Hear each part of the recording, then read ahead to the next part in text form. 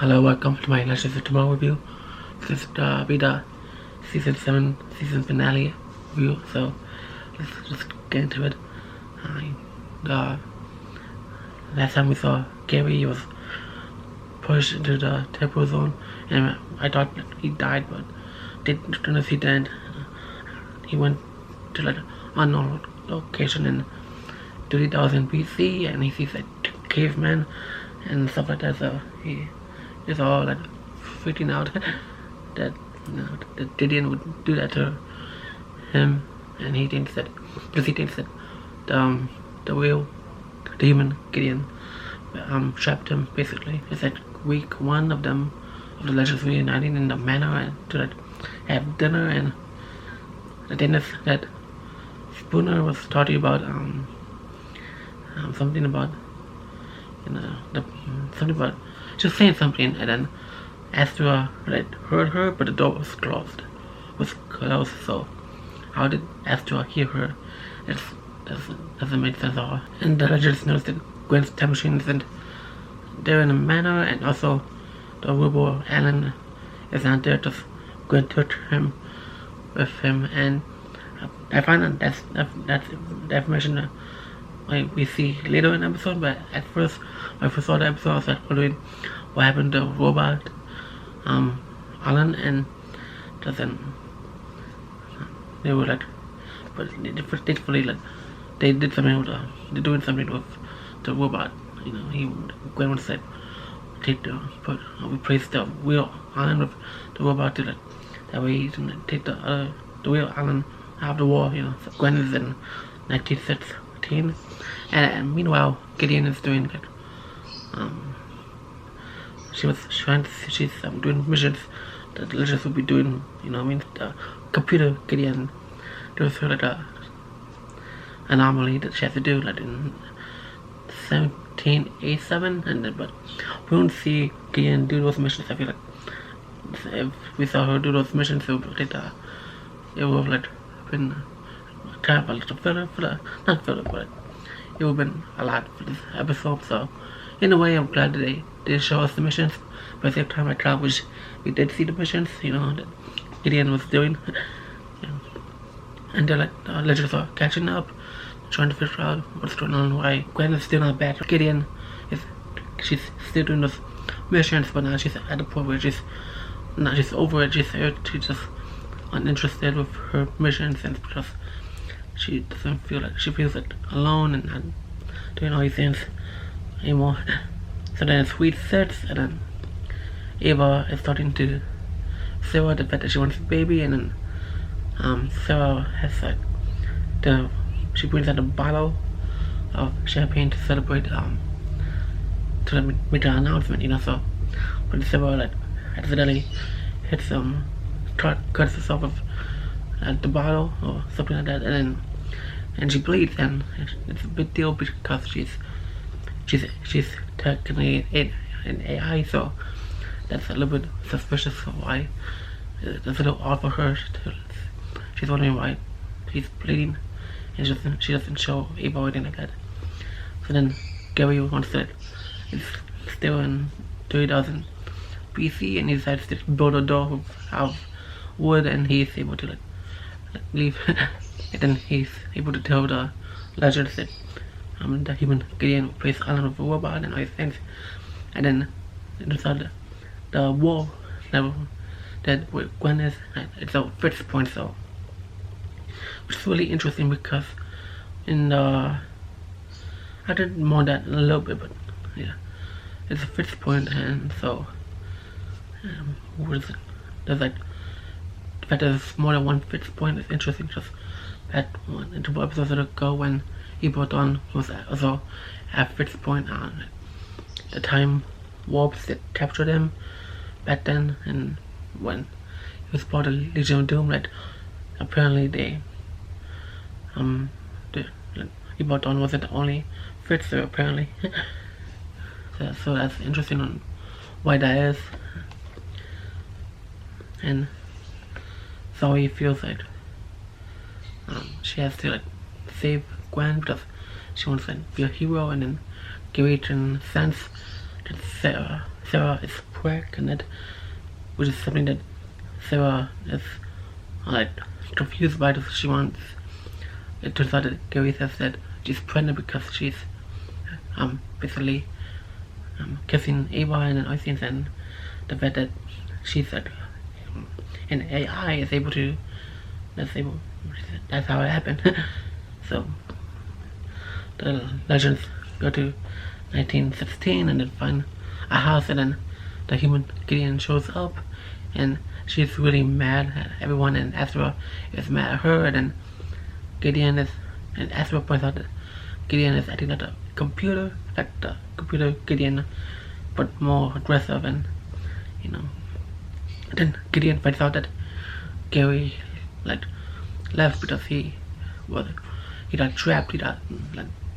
Like basically the computer Gideon trapped, planted a trap for to leave the temple zone. He got shut out of the airlock, and which is shocking for Gideon because she didn't realize that she thought that Gary left for a different reason. And then Spooner was talking to Astor, but Astor stormed off and was mad at Gideon, and then, well, not mad but upset, you know what I mean? So, and Spooner points out that Gideon was acting tough because she's like the captain now, and you know what I mean? So, I agree with Spooner that, and also Gideon in a way agrees as well.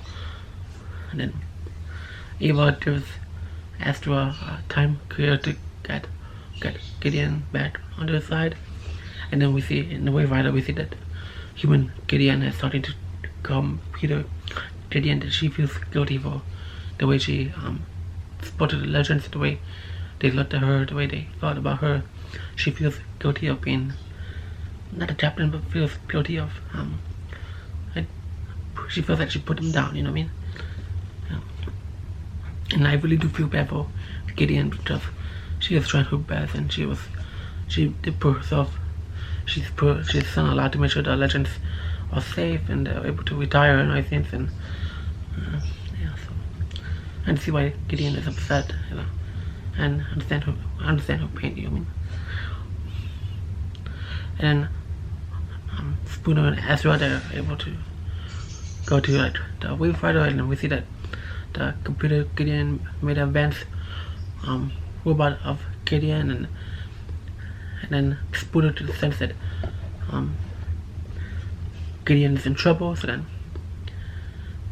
and we see that they were able to save her because she was about to get into a share where her mind will be transferred to the robot, and which will be wrong for Gideon because she wants to she doesn't want to have that painful memories again, painful memories of the way the legends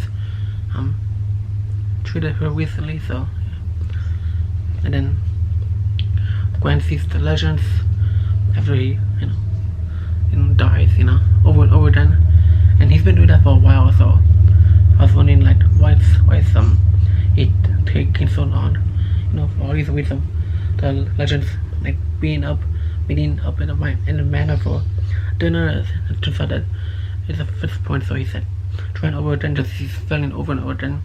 So he sees the legends and he realizes that it's a fifth point. Let's just tell him that it's a fifth point, and turns out that Sara learns that she's mortal, and then everyone's Spooner save Gideon from erasing her true self because they said she was in trouble. So, and then Gideon understands that back then Whip Hunter brought out the original legends to never be alone, and the fact that the AI should learn from the humans, and she wants to reset Whip's protocol. And then I just love that even though Whip Hunter's not there anymore, he still gets mentioned. I feel like he's one of the best captains that the legends have had since, ever. I feel like he's one of my favorites besides Sara, being the captain. So, yeah, who else misses Whip Hunter? Yeah, so the computer downloads itself into the robot Gideon. So, and then there's this guy playing golf in the episode. He's a fixer and fits points, so similar to just like Ebo Dawn. So he plays golf and then the AI hits Gideon really hard and we fight because they're trying to fight each other and everything. And then we see that the fixer is like out there like look, and he sees Gwyn again. He's like destroyed, and then he sees the legends, and they have like Sara wrote down on their hands that like save us. Each legends have a word like please save us, and then Sara smiles with please. That's like so Sara's smile was really fun to see. So then he said since he saw that Sara said please, he unfreezes them, so then they can talk to the fixer, so. And then he says that the dude's name is Mike, so then Gwyn tells Mike that the fixed point can fix itself because Gwyn invented time travel, and if he gets rid of Gwyn, then it'll be like a paradox, and it'll like everything will go crazy, with time. So, and then Spooner was shooting the AI Gideon, and she's on a roll and just, but it's never only works for so long, then Astro, and then the AI meets the Gideon meets the AI Gideon and anomaly. So technically speaking, she will self-destruct basically along with the ship. So because she is the AI Gideon is blowing the ship up as well, because in a way the ship is also part of her, so that's why she blew up the ship, and Spooner and Astra and human Gideon blow up as well, until we realize that Astra uses her magic to save them and then themselves, and is able to repair the Wayfighter, so the AI Gideon is no more. So Astra was feels that back then that she didn't, but she wasn't able to fix the Wayfighter she was only known for. She felt like she was only had the capability of blowing it up and not fixing it, and the fact that we saw her fix the Wayfighter, it was just amazing. So I was just really proud of Astra there. And then we see that Mike stole the Wayfighter, and then which okay, whatever, we have Gwyn's time machine, but nope, he just blew up his machine as well. So it was really shiny to me. I was like, what? So and then now the legends are stuck there in 1916.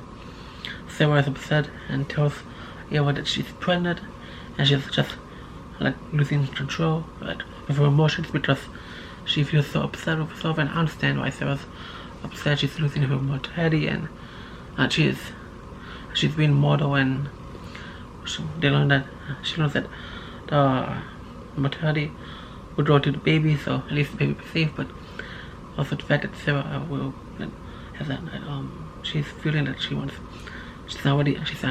feels like she's not ready to be a mom, but at the same time she wants that.